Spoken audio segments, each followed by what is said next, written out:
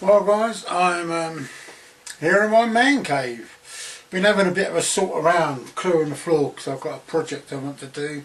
Plus I couldn't see the floor or the table. Got some paperwork to do in a minute or a little while, you know, sort some stuff out for work. Was tempted to go out. It's a Saturday and I was tempted to go out this evening for a little bit of a time in the woods, but there will be motorcyclists in there tonight. I'm pretty sure of it because the weather's quite clear. They drive me round the bend, the constant buzzing of the machines, and I get quite I'm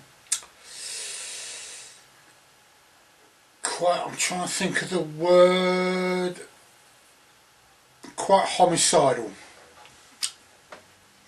It's not a very pleasant thing to put up with in what is essentially a public place. And to my mind, motorcycles and off-road cycles have no place in these woods. They tear up the path. They tend to make jumps for themselves, and so on and so forth. Excuse me while I rub my eye. Yeah, I'm going to do a project in a minute. Something that Roosevelt, MR Wilderness, sort of gave me the idea in a roundabout way. It's basically making a pouch for your sit mat using a ground sheet, so I'll come to that in a minute. Plenty going on in the world of so-called bushcraft. I don't like calling it bushcraft, as many of you know. It's woodland skills, wilderness skills, if we can have wilderness in England. Got it in Scotland and in little snatches of Wales. Maybe the southwest you've got odd bits of almost wilderness, but I suppose in the UK as a whole the biggest expanse of wilderness is right up in the far north of Scotland, going towards Cape Wrath or Rath. Yeah, some great times. The reason why I'm not out is tomorrow I'm in work. Our new store opens on Monday. This is Saturday night. Tomorrow we're getting everything ready. We're doing pre-production. We're making stuff for the next day that's got a 2 or 3 day shelf life. Basically, it's just shoulder to the wheel and hope for the best. As you know, I've got some new kit. A couple of people mentioned, Pete Mindwiseman and somebody else mentioned about my hoochie. Oh yeah, it's Mick. He wondered where I got the tarp from. Mick, Jester Bushcraft. The tarp is quite expensive. I bought it when it was obviously cheaper. It's a good tarp. You can only buy them from Woodlaw as far as I know. And you have to buy, you buy the tarp and you have to buy the other bit, like the fixing kit, separately, which is another tenner on top. Good tarp, can't fault it. It's really good. I'm thinking of doing a new camp video where I go out, set my camp up, and I go through all the kit. Someone else also asked me about my new sleeping bag. Now, it's a wonderful piece of kit, and I wholly recommend it. It's expensive. It's about £130, but it's worth every single penny. It's very wide at the shoulders. You've got enough room in the footwell of the bag to put your clothes if you want to keep them warm. And you don't feel constricted in it. You know, most sleeping bags you get in them and you're like that. This one you're quite loose. As you see, either side of the sleeping bag, at the top end, there are 2 pockets to put personal items in. I put the phone in one side and my eye touch in the other. But you could put a torch in there or whatever. It's a really comfy sleeping bag. And in a moment I'll be doing the mats that Roosevelt gave me the idea for. Seeing Bushcraft Spartans, Mike's channel, really good channel. For those of you who haven't subscribed to his channel, do so. He's a Canadian. He lives on, I think it's the Ontario-Quebec border, and it's a really nice guy. Does some great cooking vids. And while wandering around M&S the other day, you can only, as far as I know, you can only get this in the UK because it's an M&S product, and it's called Terribly Clever Risotto Base Paste. There you go. Now, they do a number of these, risotto, paella, they do a curry paste base mix for biryani, which you just put into the rice. Basically you cook rice up and you stir that in. I'm yet to try it. This you just add arborio rice to. They do an omelette one, which you can use for other things, but you know, they call it an omelette base mix. Great, because I'm experimenting on moving away from, well, actually you can use that for noodles as well. I'm trying to move away from noodles. Obviously rice is another quick cook thing, but I'm trying to, now I've got this new cooker, this new Primus Omnifuel stove, I now want to move away from instant meals into something that takes a bit longer to cook without having the need to build an open fire. And I think some of you guys out there know my feelings about that at the moment. We've had some rain, but I'm still a bit reluctant with the open fires. I think it's a case of experimenting, you know, stretching what you've got. You know, we go out with all this kit, you know, we've got shitloads of kit. I mean, I've got it all behind me. I've got sleeping bags, wash kits, bits of matting, got boxes full here for ingredients. That's my food box, that's my utensils box, and that's my billy can cooking set boxes. We go out with all this kit, and often we don't exploit it enough. You know, we go out with an axe that's capable of taking a tree down, but we split a bit of wood with it. Why? You know, I take a throw out. I'm trying not to take big knives out at the moment, and you know what?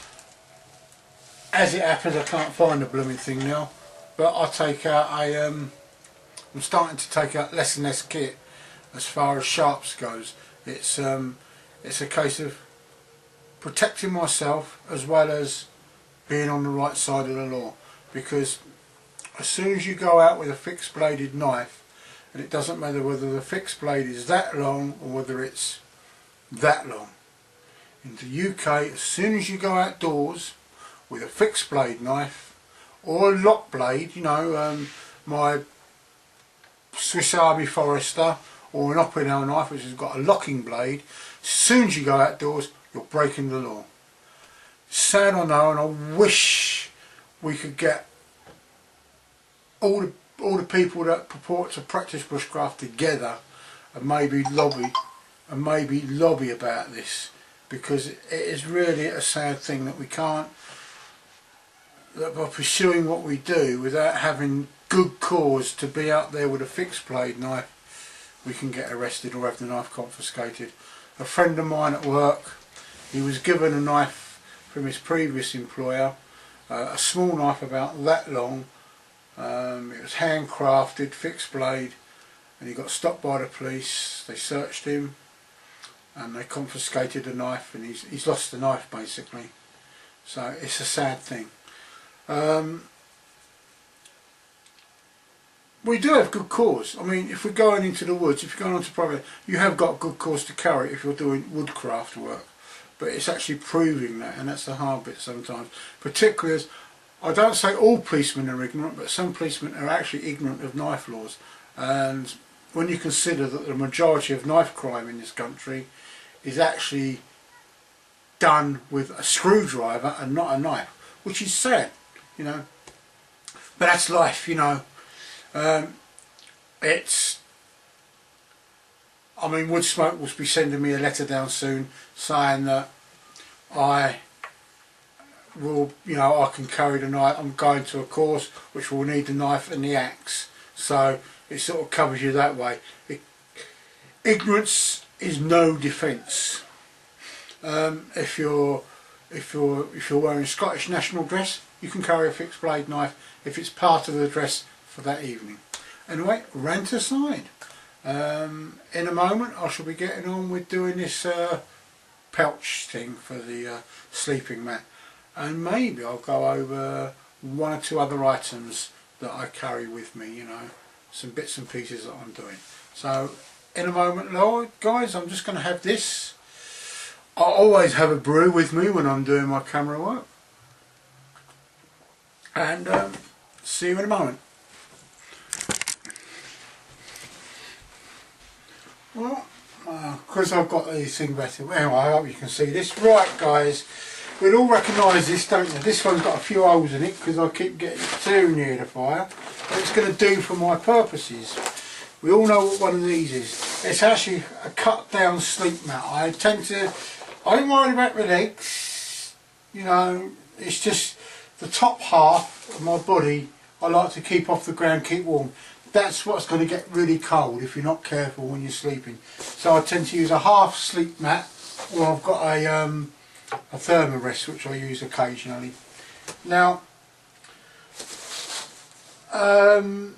Roosevelt, M.R. Wilderness, was saying the other day, he found one of these, I think it was, and he was sitting on it, and you notice that obviously the ground tears it up a bit.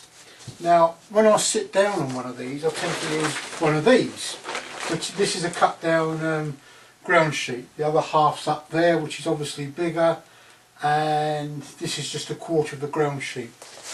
But what I did notice is when I folded it over like that, that's what I did. I thought, there you go, a waterproof sit mat that can be protected. And all you need is some of this gaffer tape. Courtesy of B&Q for about £9. Bizarrely, I bought a bike lock which was half the price. Go figure. So basically what you do is you're gonna tape up the sides. You're gonna have a little bit sticking out at the end, but yeah, c'est la vie, you know. It's not rocket science, and it's a bit of Miami, which is the make it, amend it ethos that I try and live by. You know, I don't want to keep going out buying expensive chairs. I've got a couple of nice chairs that I can take camping with me. They're bulky, a little bit on the weighty side, but they're great when I need to have a sit down. And I'll be taking one up to the lakes with me in May. Anyway, so basically I can see that it's going to fit in there okay. So I'll take this out and flatten it out a little bit.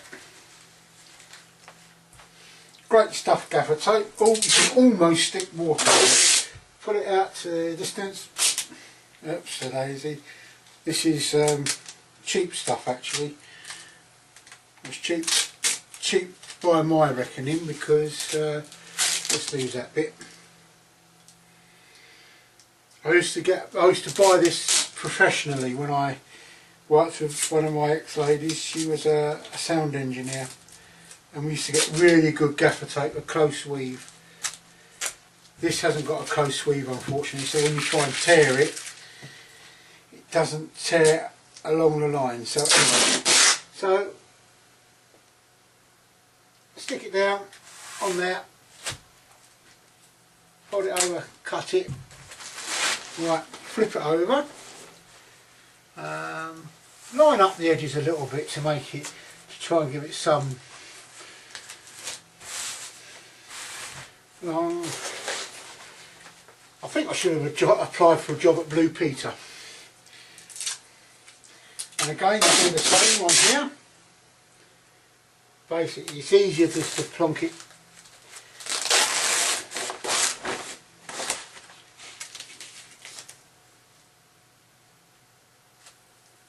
it down and take it from there.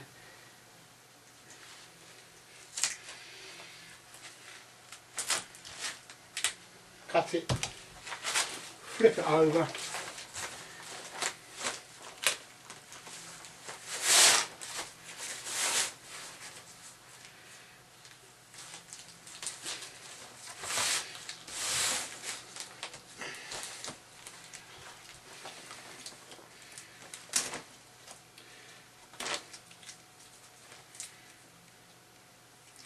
and with a bit of luck, the mat should slide inside.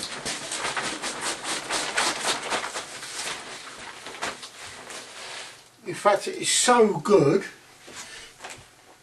what I might have a tendency to do is find the other half mat that I've got. I would like to point out these are not pyjamas that I'm wearing. They're a sort of, Marks and Spencer's call them a lounge suit. Oh. But they're like Jim Gems.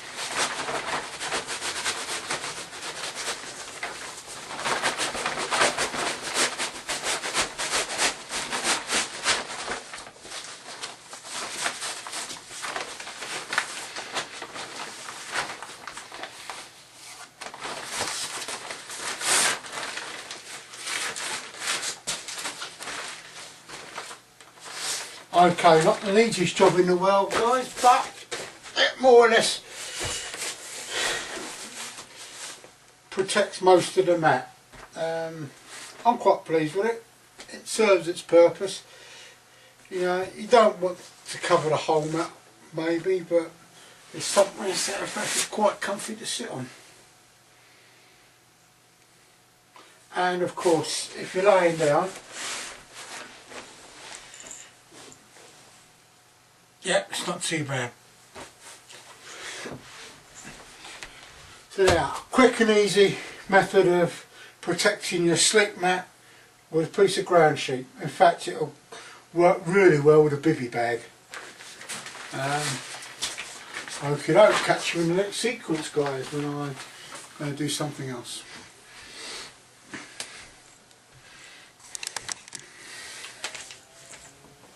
Right, guys, I know many of you may not smoke. In fact, I don't smoke, but my lady does. And what I've got to keep back for me, and I've got quite a few of these in stock now, are these tobacco pouches.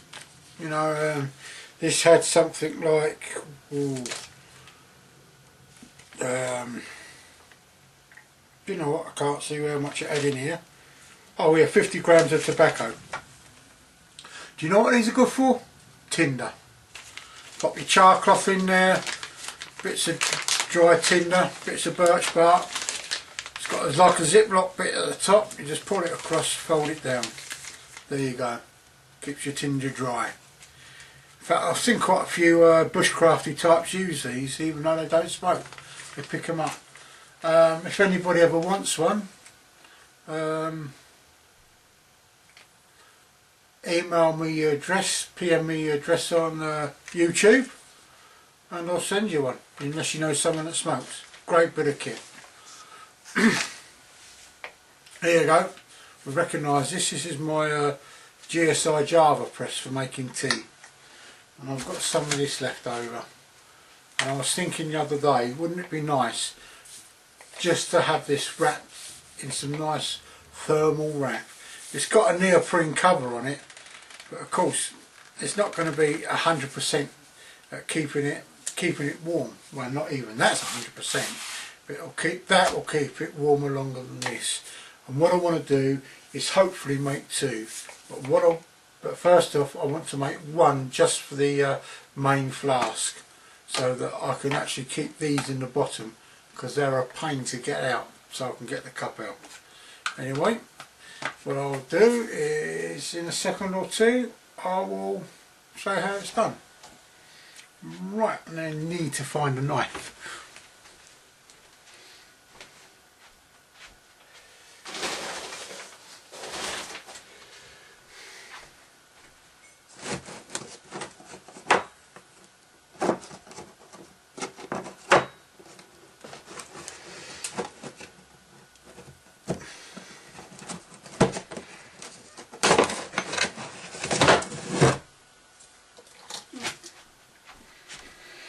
Sorry about that pregnant interlude. Right, got the knife, got the straight edge.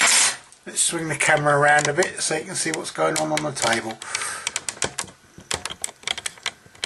Right. What I do use for sticking it together is aluminium foil tape. So first of all, let's have a measure. In fact, I might be able to get a top and a bottom out of this. So basically I'll just get my marking pen, as organised as ever.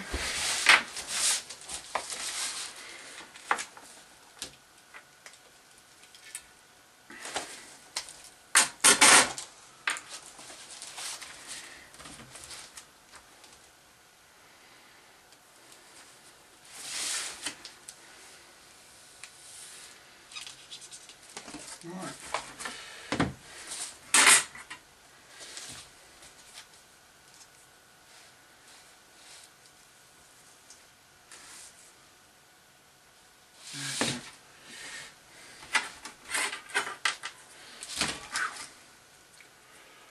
Very perfumey. That's actually this pen is my knife sharpening pen.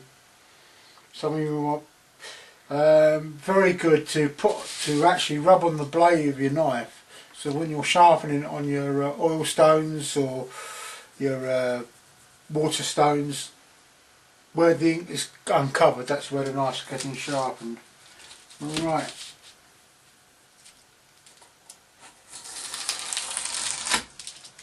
Right to one side. Right. This is going to be a bit awkward because I want to leave a bit of a space at the bottom. I'll put that there like that.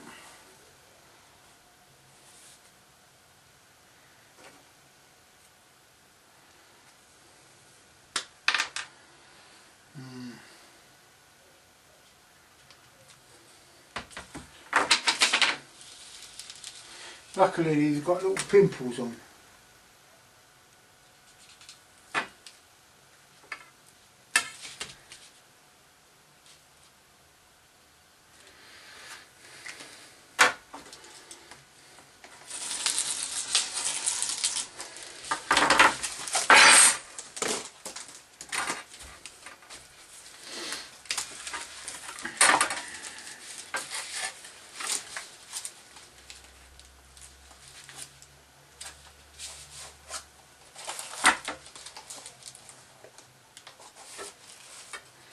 Right.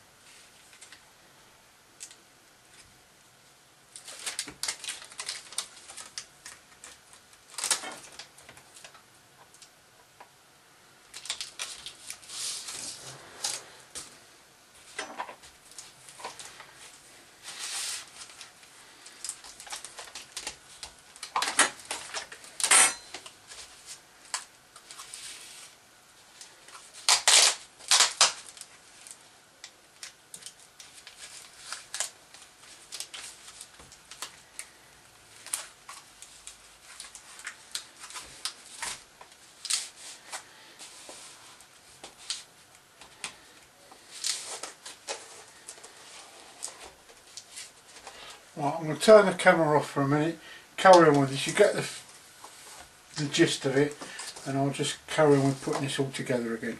So I'll catch you in a minute, guys.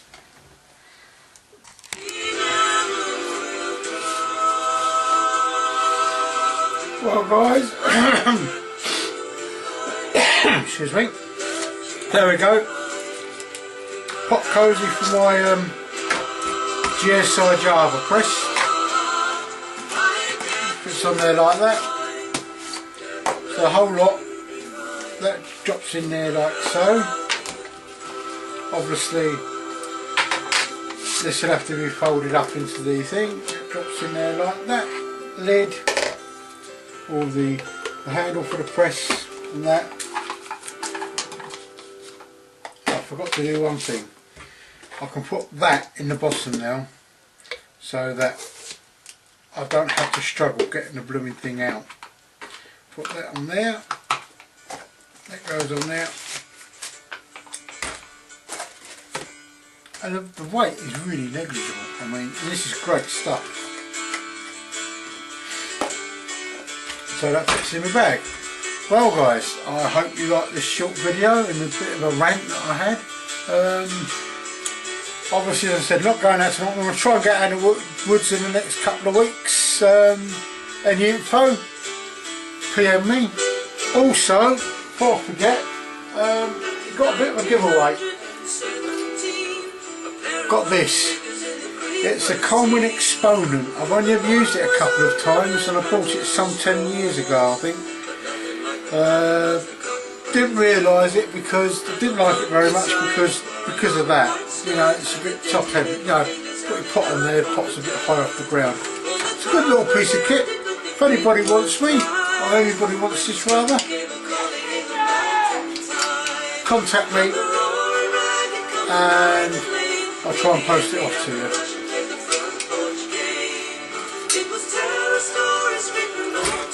TTFN guys.